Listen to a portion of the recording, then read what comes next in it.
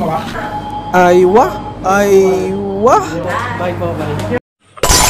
Yo, what's up mga katanod? This is Zero Tactical, kapayapaan po para sa lahat. Pumunta kami ngayon dito sa Miripa at sinubukan namin mag-dine in. Pero hindi naman talaga. Dahil ang totoo niyan ay nirondahan lang namin itong Master Cookies. Malilipat na kasi dito sa outlet si Katanod na Chrislim. Kaya naman wala nang sinayang na oras at nirondahan na namin. At syempre, nag-treat na rin siyang magkape. Bali, ang in-order niya na yung Americano at ako naman ay kape latte. Sa labas sana kami magkakape pero sa loob na kami nagstay.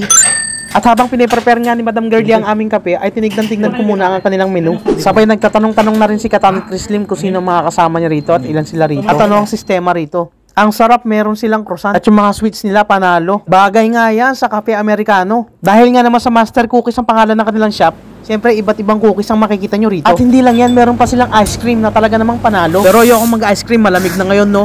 Ang galing naman ni Madam Girlie, pero ganun talaga, ikaw na ang barista, ikaw pa ang sakaha. Nakakamiss na rin magbarista at gumalaw ng makina. Wala na rin akong practice, sobrang tagal na. At yung mga latte art ko sa YouTube nyo na lang makikita. Tignan nyo naman yung mga cookies. Sakto to sa kape na iniinom mo. At yan pala ang mini double chocolate cookies. Merong mini original cookies, pistachio cups, Nutella cups, at kung ano. Sorry. Yan ang kanilang work area. Ay, nakakamiss talaga magbarista. Yung unli ka sa pagsinghot ng kape. Pero promise, ang bango talaga ng kape. Ayun o, naibigay na yung kape Americano ni Katanod. At sa puntong to, nagkukulitan kami ni Katanod. Usapang bading ba naman? Na ano? Trabaho? Hindi lang kasama ni Chris. Tapos ako sa matis. Ayan, yung akin. Kape latte. Libre to, di ba? Thank you po. Sir Cookies. Saripa. Sabi ni Katanod Chrislim, i-video ko raw dahil nag-order kami ng mahal na kape. Ano po yung pistachio po? Ayun. Sinong gumawa nito? Ayun o, may libre pa kami oh. Favorite ko talaga yung mga pistachio flavored ng mga sweets. Pistachio ko eh.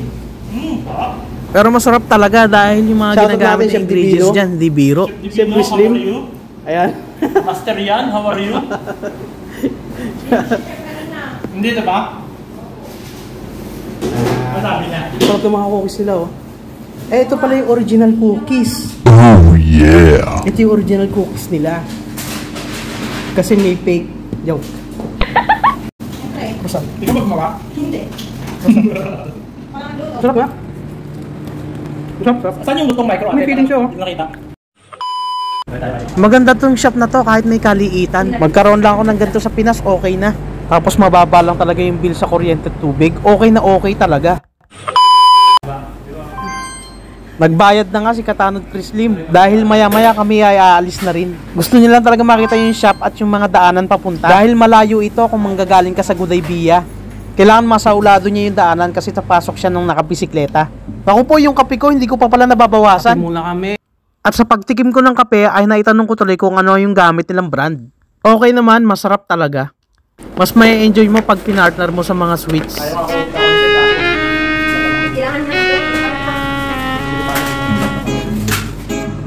Bro, dahil nakita. Basta may libre kami araw-araw.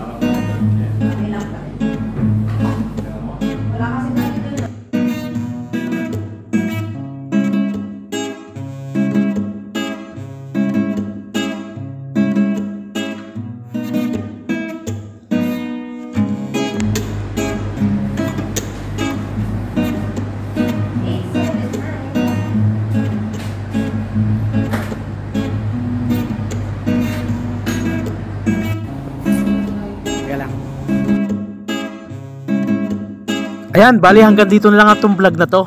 Master Cookies, panalo. Ayan, so busy na sila eh. Hi guys. Hello po. Bye po. Bye. Bye bye. Ay, saan pala itong basura nito? Madam. Thank you.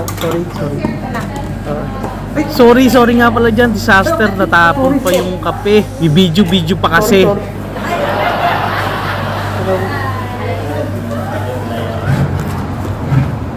And if you want to visit and try Master Cookies Ripa, andyan po yung address, puntahan nyo lang. Maraming salamat!